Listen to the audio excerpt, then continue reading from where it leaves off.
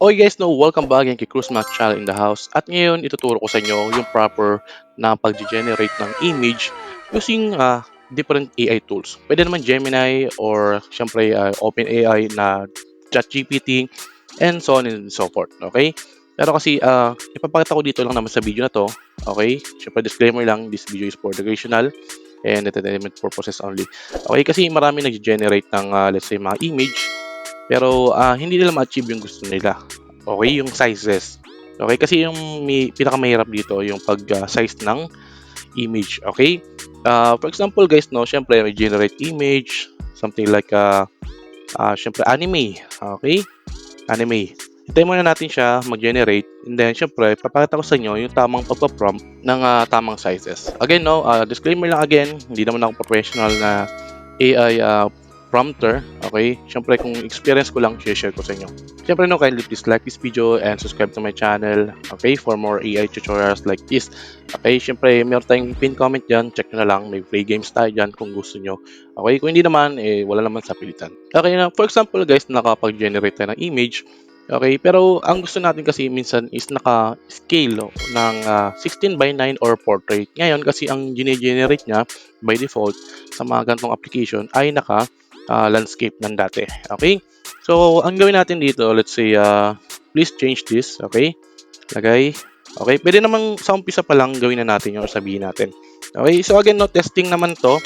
Itong ginagawa ko. Although, meron kasi ang dapat sa una pa lang, yung pag-generate mo or yung sinabi mo sa kanya dapat is talagang sakto na sa size na gusto mo. Okay? Change this size, image. Okay? Let's say 16 by 9 yung aspect ratio niya. And then, ilagay natin dito is portrait.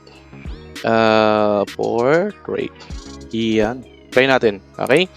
So, kasi dapat naka 16 by 9 yung ratio niya and then, nakita mo, dapat naka-portrait yan. Okay, kasi kung gumagamit ka ng CapCut na pag-video editor or editing, makita mo doon yung size bago mag-start. Okay? 16 by 9, landscape, etc. and so on and so forth.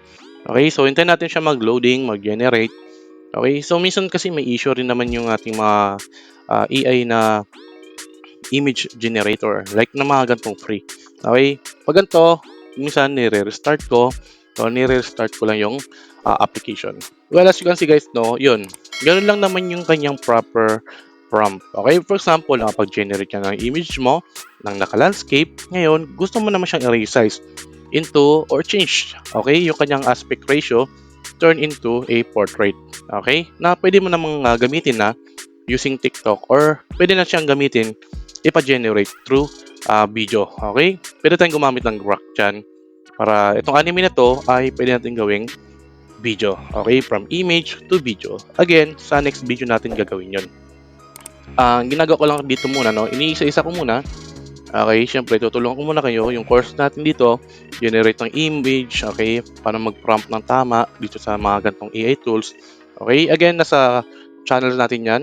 O, syempre, no, kindly please like this video, subscribe to my channel, and don't forget to hit the notification bell below para updated kayo sa mga ganitong tutorial, AI tutorial. Okay, sa Cruz Mac Channel in the house lang yan. Okay, so marami po tuturo, no, yung regarding sa pag-create ng AI natin na seller AI, no. So, medyo mabagal lang tayo mag-produce kasi nga all good pa tayo. Okay? So yun lang, no? Salamat sa panonood. Sana may natutunan kayo. Cheers and bye-bye muna. Okay?